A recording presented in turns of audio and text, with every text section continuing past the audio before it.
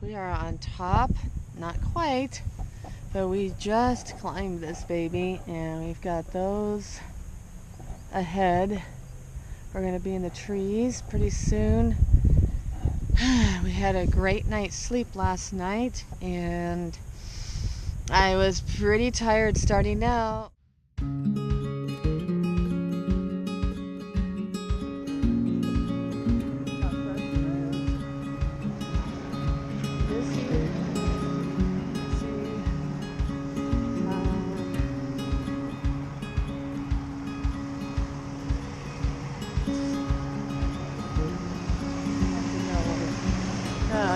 Don't miss this stuff, that's for sure.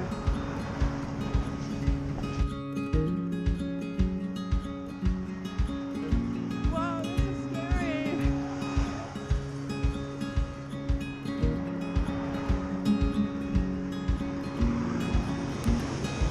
Okay, we got traffic down here.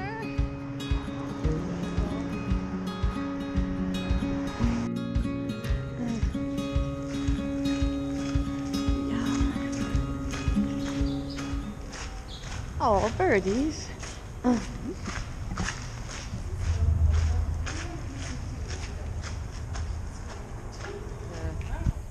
But I was asking myself, what is prompting me? What is keeping me going? And I thought about hope. Hope, that little word that we all just kind of throw around here and there. And it's a powerful word. If you have hope, you can do anything. And I was thinking what my hope was just what I'm doing now. My hope to be able to sit, take off my shoes, massage my feet, have my apple from the hotel room that was yummy, just have a rest and nourishment. My hope tonight is to get at our beautiful forested campground and to rest and cook in the outdoors. I think my hope on this trip is just to be able to enjoy each day. I think when I was thinking about hope, I was thinking it's something we look forward to with promise, and something that, well, some things we know we're going to get. Like after this hike, I know I'm going to be able to lie down on my comfortable mat in my tent and be able to sleep and read and study and just refresh. I know that's going to happen. I'm not going to be hiking this all day and all night. That is kind of my hope, that I am pretty sure. I'm pretty sure that when I got up here I was going to have that apple, but just the food, and Rachel's having her gummy bears. That was her hope, that she would have gummy bears, and she knew they were in her pack.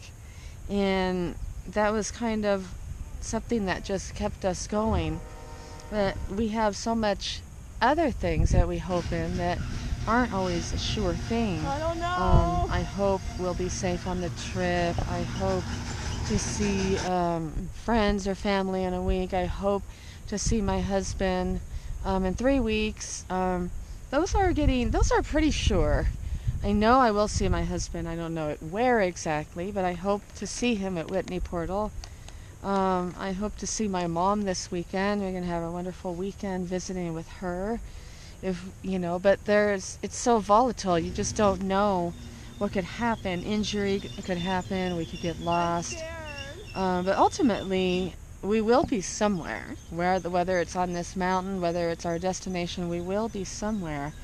We will be with someone, and it's that hope that sets our hearts to be able to complete. It motivates us. It drives us in the right direction to be able to complete whatever task we have started, whether we are hiking or working or going to school or anything that we feel like at the time, like this hike was becoming pretty mundane.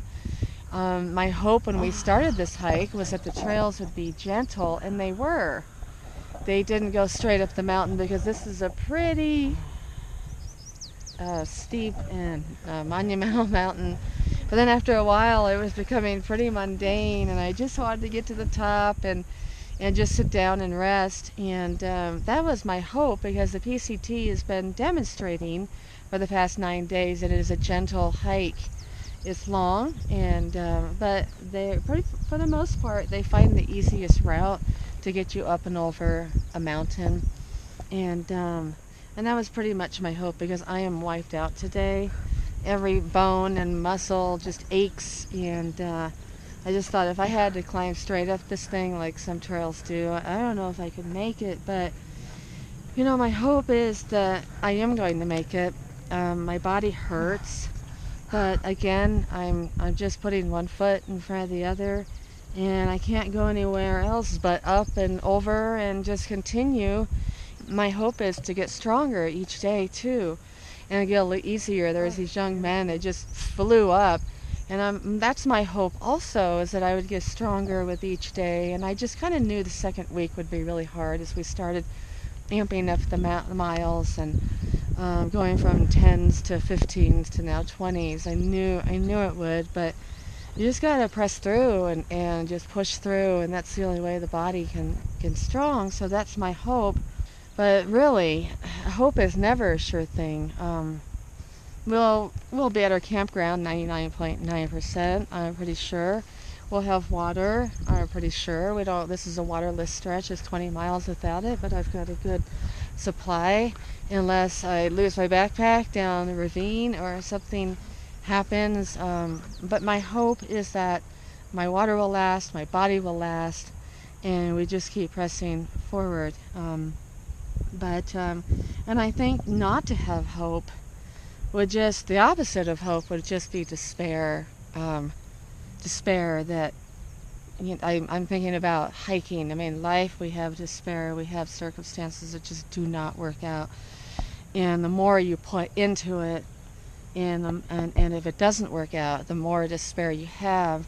And I could kind of see that with the hike. If you're going up mountain after mountain with no break, with no respite, with no nourishment, with nothing, if you have no water, if you have no food, and your body's given out, I could see that you pretty much would be on the brink of despair, that hope would pretty much vanish. And without that, you would just have no motivation, no way to press on, even though you would have to, of course, on a hike. And sometimes it does turn out that way, but there's always hope. And ultimately, I want to talk about the greatest hope of all, but I think that's going to be in a part 2. But still more mountains to climb.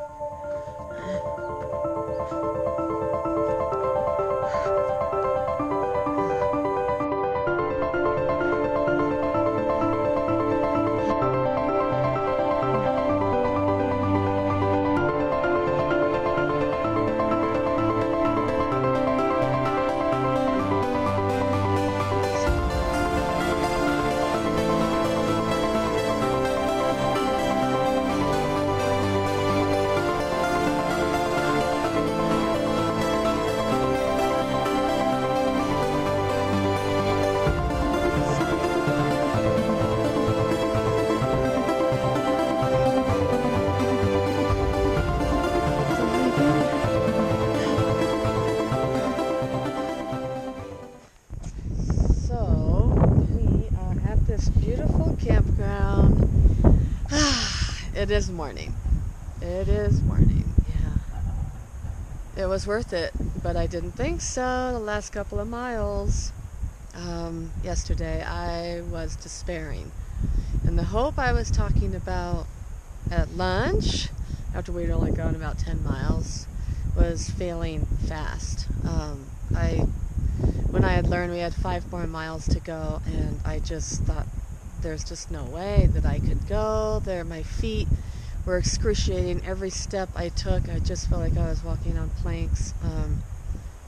And I do that, and Rachel can testify that when I despair, when I'm on the trail and I have a few miles, and I know what happens to me. I freak out. And I become cranky, and I'm rude to people, and and despair. It's not a pleasant thing. And I kept praying, and I kept remembering the verses that God would not give us more than essentially, I know it's grossly paraphrased, that we can handle. We do have difficulties. We do have challenges. So I kept just reminding myself, and it was hard to, because I was so focused on my pain. I was so focused on, why am I doing this? I could have so much better if I was just at camp.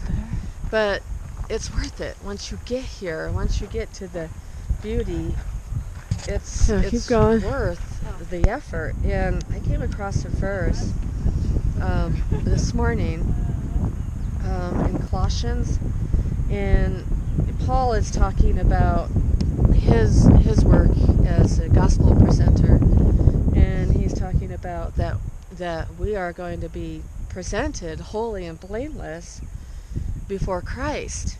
And then he goes on to say, if indeed you continue in the faith, stable and steadfast, not shifting from the hope of the gospel that you heard, which was proclaimed under all creation under heaven. Wow, so this is a proclamation of the gospel, which was proclaimed to every creature that has lived will have this proclamation of the gospel sooner or later, one way or another.